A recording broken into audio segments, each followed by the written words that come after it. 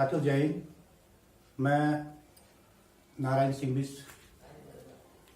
Secretary अरेवा all India.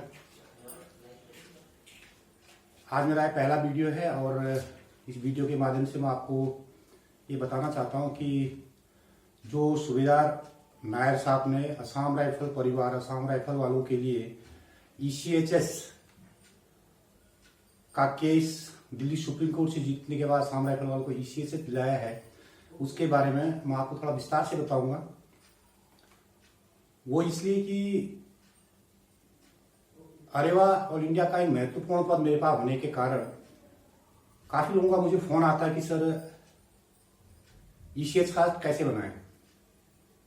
उसके बारे में आपको बताऊंगा।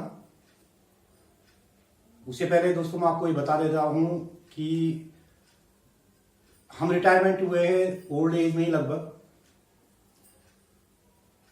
तो बीमारी अधिकतर लोगों को ओल्ड एज में ज्यादा होती है और ये बीमारी कभी निमंत्रण देके या ऐसा तो आएगी नहीं कि मैं आ रही हूँ अपनी तैयारी कर ले। इसलिए हमें इसके लिए खुद तैयार होना भी चाहिए। और गवर्नमेंट जो हमें इसके लिए FMA 1000 रुपये दी थी वो कोई बड़ी चीज नहीं है, तो इसलिए हमें ये ECHS कार्ड बना के रखना चाहिए। काफी लोग कहते हैं अभी मेरे को ये बीमारी लग गई या मेरी फैमिली में ये बीमारी हो गई है, तो सर अब क्या करें। जब उनको पूछा जाए हाँ आपने कार्ड बनाया, ECHS बनाया, कहते हैं सर नहीं हमें तो पता ही नहीं है कैसे करें। अब फिर जैसे कैसे चलो उनका काम तो हम करते ही हैं। तो इसलिए मैं कह रहा हूं कि आप लोगों को ECHS जो कंट्रीब्यूटरी हेल्थ स्कीम है उसको वो कार्ड बना लेना चाहिए और अपना जब इसकी आवश्यकता पड़ती है उसका उपयोग अच्छे से करना चाहिए। तो दोस्तों सभी को पता है कि सूबेदार नायर साहब ने अपने नाम पर केरल हाईकोर्ट से मैं ये केस दायर किया था कि असम राइफल जो इंडियन आर्मी के कमांड में काम करती है, इंडियन आर्मी के हिसाब से काम करती है, इंडियन आर्मी के अधिकारियों के संरक्षण में काम करती है, तो हमें ये सुविधा मिलनी चाहिए। तो केरल हाईकोर्ट से सूबेदार नायर साहब इस केस को लड़ते लड़ते दिल्ली हाईकोर्ट पहुंचे। दिल्ली हाईकोर्ट से केस सुप्रीम कोर्ट में गया, सबको पता है। सुप्रीम कोर्ट में हम लोग नायर साहब एक केस जीते थे 2019-20 में, इसका फाइनल हुआ था। तो 2020 से इसका हमें अथॉरिटी मिल गई थी कि आप लोग ECHS बना सकते हैं और इसका उपयोग कर सकते हैं। तो सबसे पहले मैं आपको ये बताऊंगा कि ECHS कैसे बनाया जाता है। तो क्योंकि सबसे पहला शायद ही मैं अपने आप को समझता हूं कि इतना भाग्यशाली आदमी मैं ही हूंगा कि जिसने असम राइफल का होने के बावजूद पहला ECHS कार्ड बनाया। तो इसके लिए सबसे पहले हमको क्या करना है बताता हूं आपको। सबसे पहले हमको अपना FMA जो फिक्स मेडिकल अलाउंस है ये बंद कराना होता है। ये हमारा हेडक्वार्टर DGR से आपको एक एप्लीकेशन देनी होगी। एप्लीकेशन में आपको अपना PPO नंबर मेंशन करना है, नंबर की कॉपी लगानी है, उसको हेडक्वार्टर DGR भेज के अपना उनसे रिक्वेस्ट करनी है कि मुझे ECHS बनाना है, तो इसलिए आप मेरा FMA 1000 रुपये जो मुझे मिलता है इसको बंद कर दीजिए। तो इसकी प्रोसेसिंग में लगभग 3 से 4 महीने का समय लगता है। तो जब ये बंद होके आ जाता है तो आपने चेक करना है अपने पेंशन अकाउंट को, हमेशा चेक करते रहना है कि कब ये बंद हुआ। अगर ये बंद होके जब 3 महीने 4 महीने या 5 महीने भी लग जाते हैं किसी किसी के, तो बंद होके आ जाता है, तो आपने अपना पेंशन ब्रांच जो SBI की पेंशन ब्रांच है उसमें जाके उनसे सैलरी स्लिप निकलवानी है। उसमें देखना है कि एक्चुअली ये बंद हो चुका है। तो बंद हो गया तो उनसे कहना सर मुझे ECHS बनवाना है तो मुझे DPDO दे दीजिए। तो ये DPDO एक सर्टिफिकेट बैंक जारी करता है जिसमें ये लिखता है कि इनकी पेंशन इतनी है, इसमें इनका जो ये FMA था वो डिडक्ट कर दिया गया है। ये प्रक्रिया पहली प्रक्रिया है। ये प्रक्रिया पूरी होने के बाद आपको अपने नजदीकी स्टेशन हेडक्वार्टर, जहां पर आपका जो भी नजदीकी स्टेशन हेडक्वार्टर आर्मी कैंप है जो भी है, वहां पर जाके आपने स्टेशन हेडक्वार्टर ही जाना पड़ेगा आपको। वहां से आपको स्टेशन हेडक्वार्टर में ECHS सेल में जाके अपना MRO फिलअप करना है।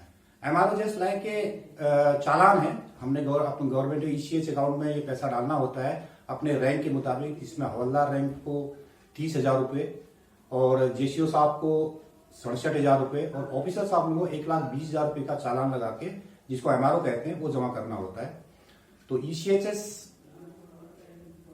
सेल में जाके वो लोग आपका चालान भरेंगे, यानी कि MRO फॉर्म भरेंगे। आपको अपने ओरिजिनल डॉक्यूमेंट ले जाने होंगे इसमें। पीपीओ, डिस्चार्ज बुक, आधार कार्ड और अपना आइडेंटिटी कार्ड।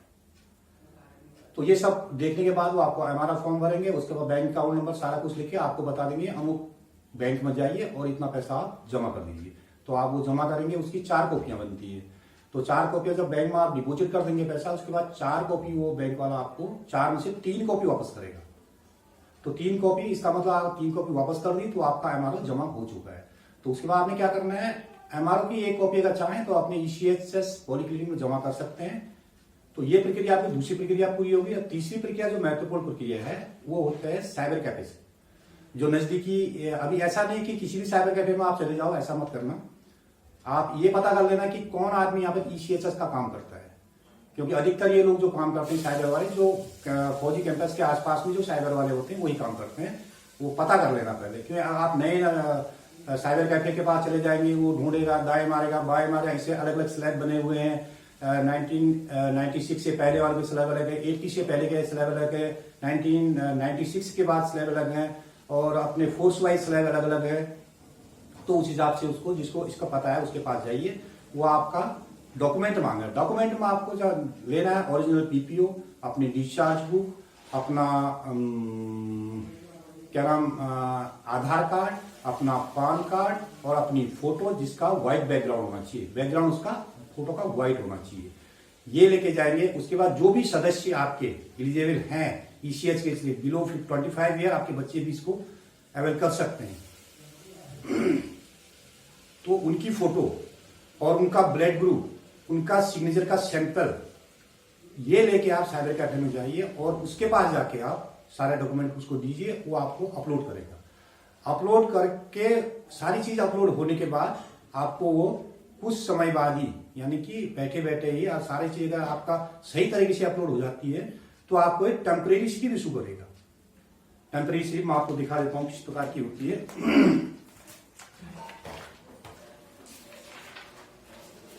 इस प्रकार की है ये टेम्परेरी स्लिप होती है, देखिए आप।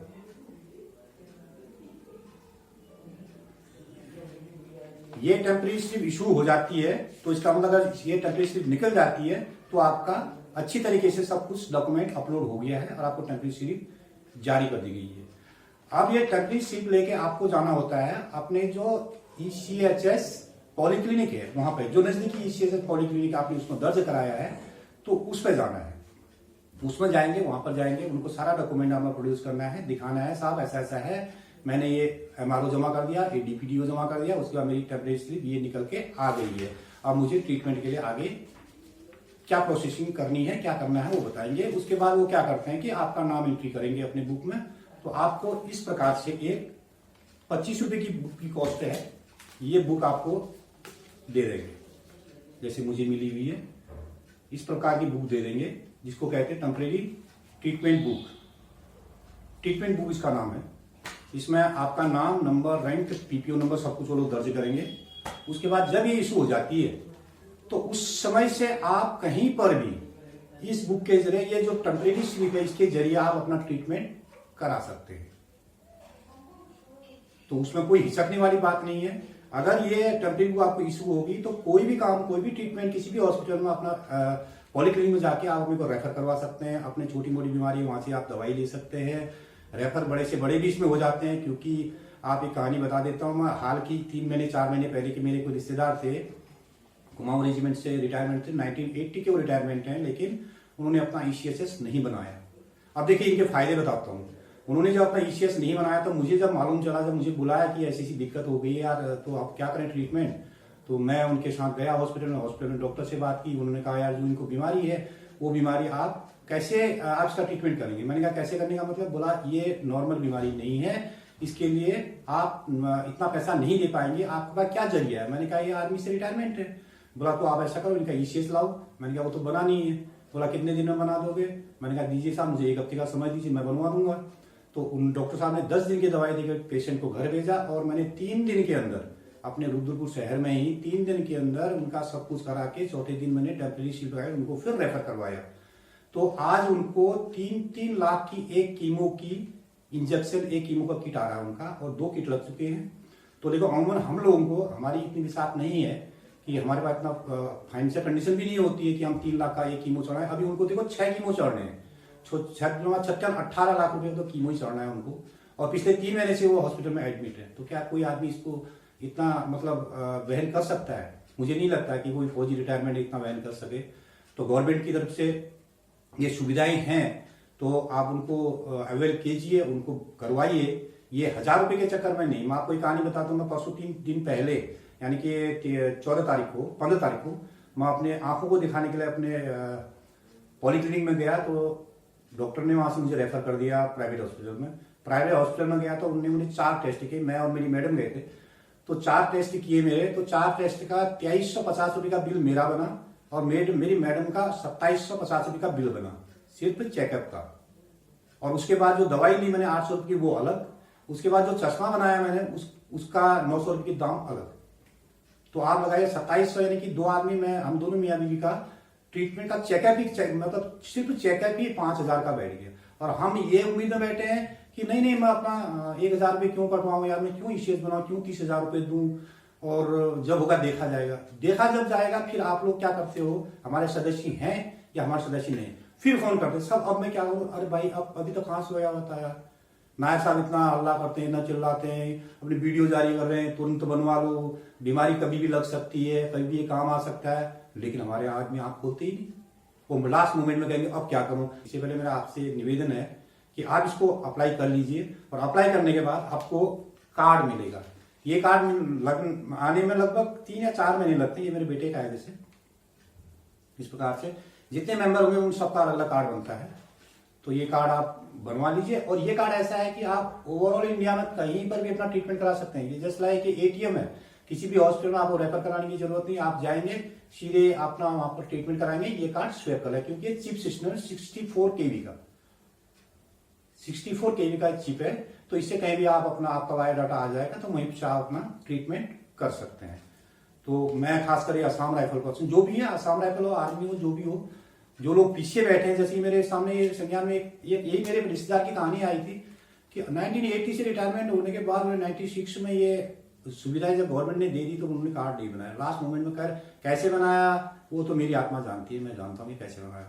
तो हालांकि मैं थोड़ा, मुझे लोग जानते थे मैं जब चलने वाला आदमी, मेरा काम तो बन गया। तो ऐसा नहीं है कि पहाड़ों में बैठे, दूर दराज क्षेत्रों में बैठे लोग इसका मतलब ऐसे इतनी जल्दी अपना काम करा सके। तो इसलिए मैं कहता हूँ समय से अपना ये ईसीएचएस कार्ड बनवा लीजिए। और कोई भी इसमें प्रॉब्लम होती है, आप कभी भी हमारे अरेवा संगठन के जो भी अभी तो ओवरऑल इंडिया में मैक्सिमम जगह पर हमारे संगठन के पदाधिकारी हैं, डिस्ट्रिक्ट लेवल पे है, स्टेट लेवल में है, तो उनका सहयोग भी ले सकते हैं आप। अगर दिक्कत आती है, फिर भी समझ में नहीं आता है, आप मेरे को सीधे फोन कर सकते हैं। मैं एज ए सेक्रेटरी भी कोई भी आपका काम इस चीज में सॉर्ट आउट नहीं हो पाएगा, मैं अपने से ऊपर अधिकारी नायक साहब को बताऊंगा। उनसे भी नहीं हो पाएगा, मैं ऊपर बैठे अपने कमांडेंट यादव साहब, वो अपने स्तर से काम करेंगे। किसी भी दिक्कत के लिए आप आप संपर्क कर सकते हैं। और मैं आपसे अंत में यही कहूंगा कि आप लोग अपने स्वास्थ्य, अपने परिवार का स्वास्थ्य, अपने परिवार की जिंदगी, अपनी जिंदगी को मद्देनजर रखते हुए गौर कीजिए और ये ईसीएस कार्ड को तुरंत बना लीजिए। जिसका जो नजदीकी पॉलीक्लिनिक है वहां पर जाके आपको गाइडलाइन ले सकते हैं और मुझे फोन करके भी आप पूछ सकते हैं। लेकिन कभी गलती से भी ऐसा मत करना कि नहीं यार जब बीमारी होगी तब हम बनाएंगे, वो अच्छा नहीं है। आप समझदार व्यक्ति हैं, फौज से रिटायरमेंट है, अच्छी पोजीशन में करके आगे। पहली अपनी तैयारी, हम लोगों ने जब फौज में लड़ाई भी लड़ी, पहले अपनी तैयारी करके चलते थे। कोई भी फौजी होता है वो अपनी तैयारी करके चलता है। लेकिन आजकल के फौजी अब पैसे के चक्कर में आप लोग परेशान मत होइएगा। इसलिए आज की मैं ये वीडियो ईसीएचएस के बारे में आपको जो बताया है, इस पर अमल कीजिए, अपना कार्ड बनवाइए, अपना को सुरक्षित रखिए, अपने परिवार का को सुरक्षित रखिए। जिंदगी अमूल्य है, सरकार ने जो सुविधाएं दे रखी है उसका पूरी तरह से उपभोग कीजिए। धन्यवाद, जय हिंद, नमस्ते।